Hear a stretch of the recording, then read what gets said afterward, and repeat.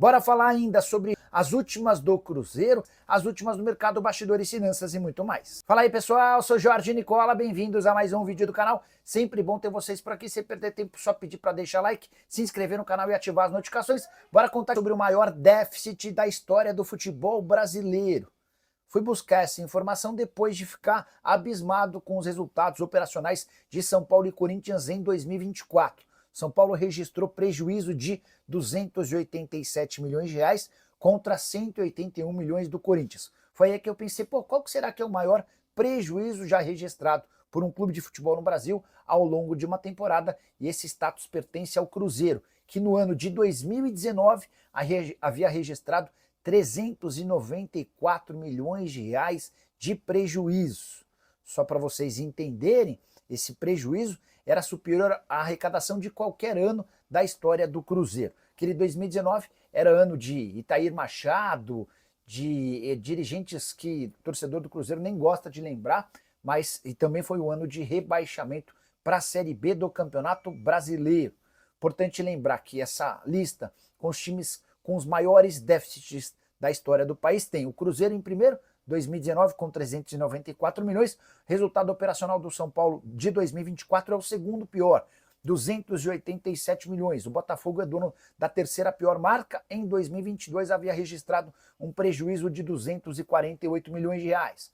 Cruzeiro é o quarto, em 2020 com 226 milhões e o top 5 é concluído pelo Corinthians de 2019 com 195 milhões de reais. Só para fazer o contraponto, lembrar que o Atlético Paranaense, antes da divulgação do balanço do ano passado, tinha o maior acumulado de superávites seguidos. Nos últimos 6 anos, o Furacão havia registrado uma soma de superávites de 712 milhões de reais, seguido de perto pelo Flamengo com 635 milhões de reais. O Cruzeiro fecha a preparação na manhã desta quarta-feira e segue de voo fretado, a gente já está iniciando viagem, e tem alguma expectativa sobre a presença de garotos entre os relacionados. Isso porque o Cruzeiro joga nesta quarta no Campeonato Brasileiro Sub-20, só que o Janderson, o Cauã Prates, o Murilo Hickman e o Kenji,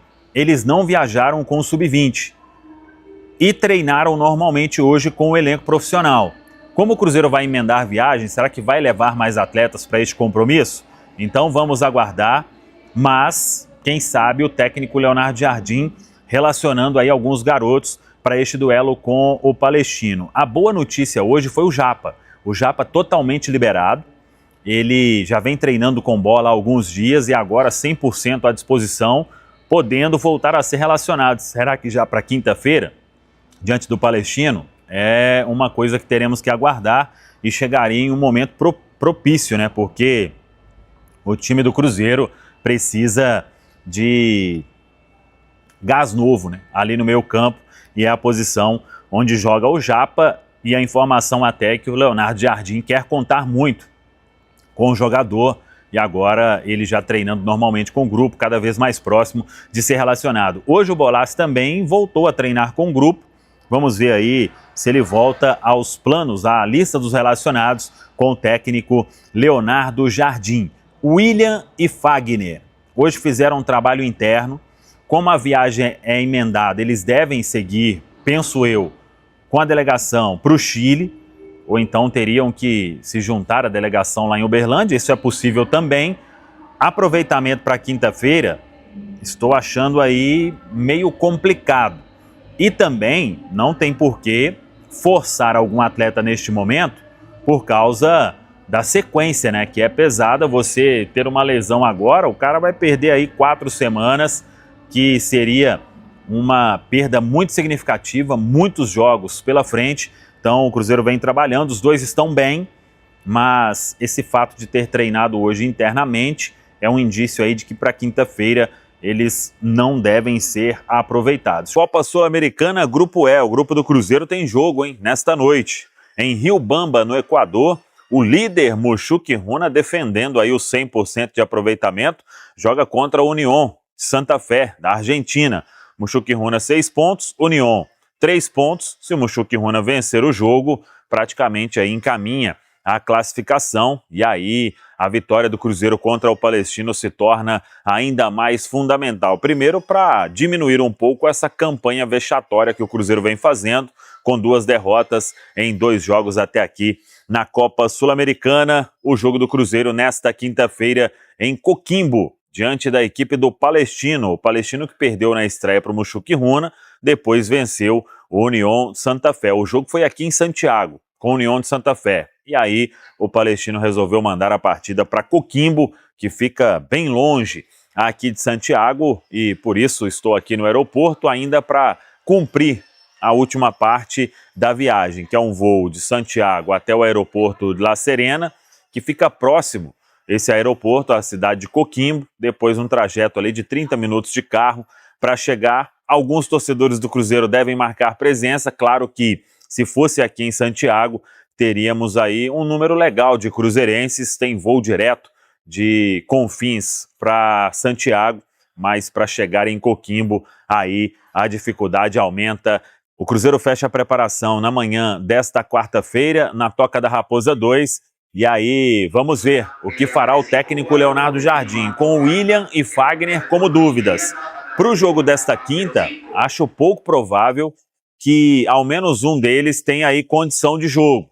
Fica a dúvida como o Cruzeiro emenda a viagem, eles vêm para o Chile ou eles ficam em Belo Horizonte fazendo o tratamento ainda para ficar à disposição, principalmente o Fagner, para domingo diante do Vasco. O Vasco que jogou nessa terça-feira, então terá um tempo maior.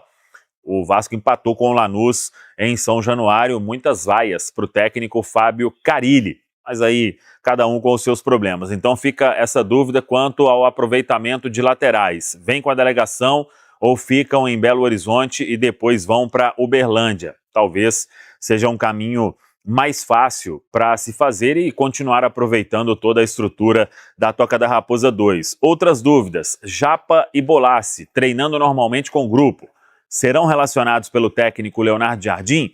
E mais dúvidas: os garotos Janderson, Murilo Hickman, Cauã Prates e Kaique Kenji estão treinando com o profissional. Serão relacionados para essa viagem? O Leonardo Jardim hoje deve definir o que ele pensa sobre o time para esta quinta-feira, mas a tendência é realmente de que ele rode o elenco, que essa base que atuou nos últimos 3 jogos, muitos aí não devem iniciar diante da equipe do Palestino. De qualquer forma, o Cruzeiro vem para o Chile para se reabilitar no Grupo E da Copa Sul-Americana.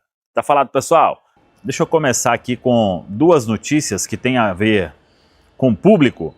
Primeiro, o Cruzeiro lucrando em relação ao jogo diante do Bahia. Foi um público até ok, né? Naquele duelo no Mineirão, aquela vitória espetacular do Cruzeiro, e o Cruzeiro lucrou quase R$500 mil, R$470 mil, pelo menos deu lucro, né? Abrindo menos setores ali. O público naquele compromisso foi de 26.557, uma renda de 1.075.000 aproximadamente, então sobrando aí para o Cruzeiro R$470 mil, não deixa de ser um ponto importante, porque o custo do Mineirão tem que ter um público legal para que o Cruzeiro não tome prejuízo, mas mesmo assim acho que deu para equacionar bem ali e ficou de bom tamanho. O principal é que o clube venceu, né? O time venceu, convenceu, e foi uma grande novidade. Agora, sobre o próximo jogo em casa, que é em Uberlândia, a venda de ingressos está muito baixa, hein?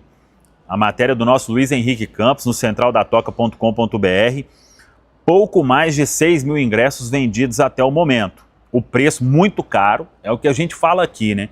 Quando vender o mando, tem que negociar com a empresa para colocar preço legal, né? Pô, o pessoal de Uberlândia é doido para ir no jogo, mas aí você vai pegar um ingresso, meia entrada, R$100, é loucura, né? Então, tratar aí o pessoal como um produto bem aquém, né? E além disso, um momento, né, do time, o próprio momento do Vasco também não é lá grandes coisas, né?